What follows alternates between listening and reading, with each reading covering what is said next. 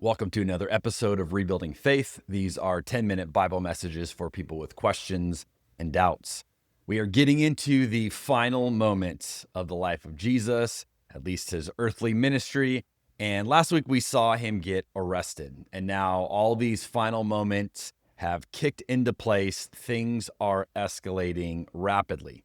Back in chapter 13, we saw Peter and Jesus have a very awkward conversation where Jesus has to explain reality to Peter, and it's not the way Peter envisions it.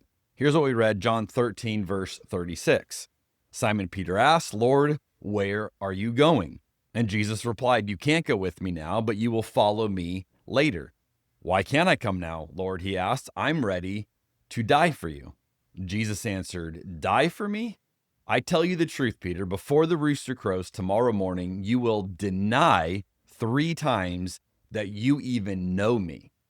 Now, this is a harsh thing for Peter to hear when he's declaring, "Hey, I'm absolutely there for you. I would die for you." And Jesus is like, "You're so far away from that. Not only are you not going to die for me, you're going to deny me 3 times. And now we're going to get to chapter 18, where we're going to see that take place. And you might be thinking, okay, this was 5 chapters ago. A long time has passed. This is a day. So this is a day later, chronologically, and there's been a lot of teaching we've looked at in the last chapters, but chronologically now, a day after Peter declares this, we're going to see it come to pass. John 18, verse 15. Simon Peter followed Jesus, as did another of the disciples. He had just been arrested. That other disciple was acquainted with the high priest, so he was allowed to enter the high priest's courtyard with Jesus. Peter had to stay outside the gate. Then the disciple who knew the high priest spoke to the woman watching at the gate, and she let Peter in. The woman asked Peter, "You're not one of that man's disciples, are you?" "No," he said, "I am not." Because it was cold, the household servants and the guards had made a charcoal fire. They stood around it, warming themselves, and Peter stood with them, warming himself.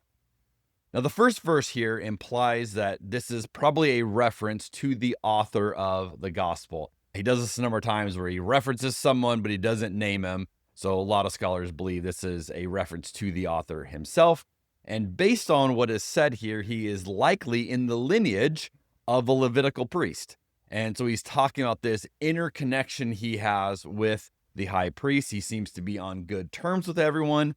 And he's the reason Peter gets invited in, because whoever this other person was, he knew everybody. And so he was able to vouch for Peter, and Peter gets in.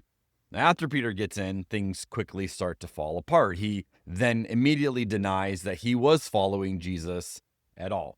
You almost get the sense that Peter is trying to figure out who's got the power now, and the dynamics are different. And so he's realizing his friend here, who also followed Jesus, he's in with these priests. And so Peter starts to try to impress them and like, "Hey, I got to be in with this group and downplay the role that I have with Jesus." And then the verse says that he's standing by a charcoal fire, warming himself. And I love this detail because you see, in the midst of all of this turmoil, Peter's trying to find safety. He's trying to find comfort. He's literally trying to figure out how to regulate himself in the midst of this turmoil. And again, we can, want to dunk on Peter for what is going to take place here, but we also understand that feeling of trying to cling to something when everything around you is going crazy. Verse 19. Inside, the high priest began asking Jesus about his followers and what he had been teaching them. Jesus replied, "Everyone knows what I teach. I have preached regularly in the synagogues and the temple where the people gather. I have not spoken in secret. Why are you asking me this question? Ask those who heard me. They know what I said." Then one of the temple guards standing nearby slapped Jesus across the face. "Is that the way to answer the high priest?" he demanded. Jesus replied, "If I said anything wrong, you must prove it. But if I'm speaking the truth, why are you beating me?" And then Annas bound Jesus and sent him to Caiaphas, the high priest. Now notice the order of the questions that Jesus gets asked here. The first question is about his followers. The second question is about his teaching. See, they are worried about the political effects of Jesus and those who follow him. Today, we often try to portray Jesus as this harmless spiritual teacher with some fun ideas if you want to entertain them. That is not how they envisioned him at all. They are scared of this movement of people who are believing in Jesus and in these ideas. Now, notice that Jesus only answers the second question. He doesn't even get into his followers. He talks about the things that he has been teaching. And then he is slapped for the way that he responds to the high priest. Again, we don't normally portray Jesus as a person who did not show the expected respect to the spiritual authorities in his day. Today, we might tell people they need to fall in line or they need to defer to authority. And yet, even Jesus was accused of not following or not submitting properly to authority. And then we get to verse 25. Meanwhile, as Simon Peter was standing by the fire, warming himself, they asked him again, "You're not one of his disciples, are you?"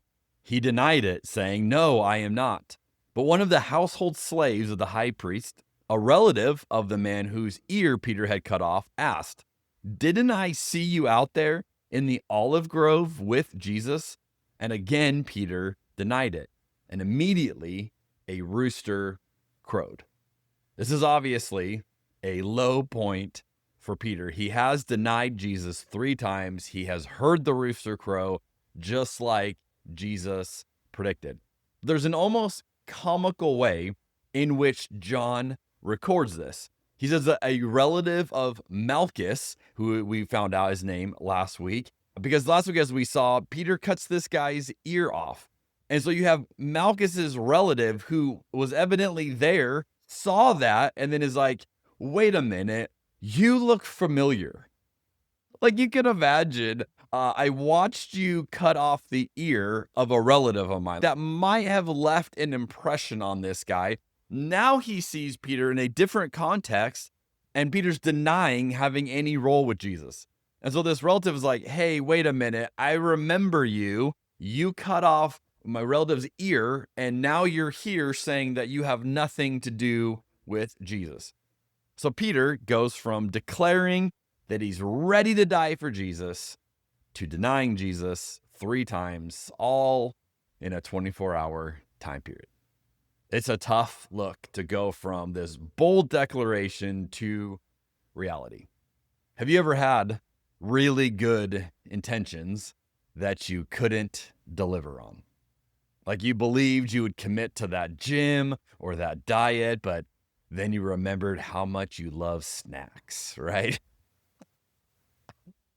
Or those more serious things in our life. You believed you would be there for a friend, but then you went silent when you realized what it would cost you.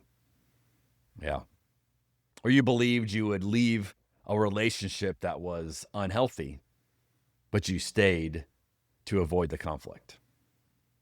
Or you believed you would create real change at your job, but you played it safe when there was pushback.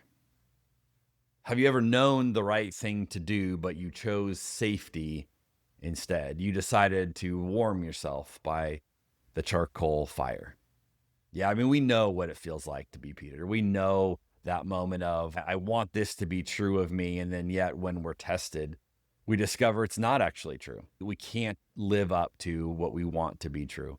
Now, we're going to see Jesus directly address Peter's failure here later in chapter 21. We're going to see that we don't have to be defined by our failures. Not only that, that Jesus keeps inviting us forward.